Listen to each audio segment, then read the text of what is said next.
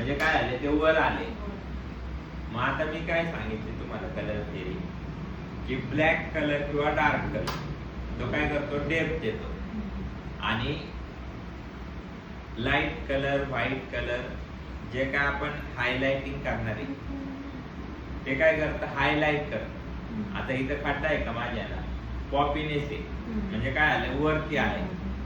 मग मी ह्याला जर व्हाईट कलर लावला काय होईल मग अजून उठून दिसणार ते. मग ह्या जर पॉपीनेस असेल तर ह्याला हायलाइट करायचं नाही. हायलाइट केलं की जास्त उठून दिसतात. तुम्ही बरेचशा लग्नांमध्ये मेकअप बघितले असते इथं तिथं नॉलेज नाहीये काय करतात हायलाइटर इथं लावायचंय ब्लेंड करायचंय ह्याच्यावर ब्लेंड करून टाकतात. मग तेव्हाच माकडा तोंड दिसतात बघा मेकअप केलेली. त्याची कारण ती आहे हे पॉपीनेस ज्याला असेल त्याला हायलाइटर वरती नाही न्यायचा त्याच्यावर नाही न्यायचं इथं लावा नो प्रॉब्लेम पण त्याला वर ब्लेंड नाही करायचं.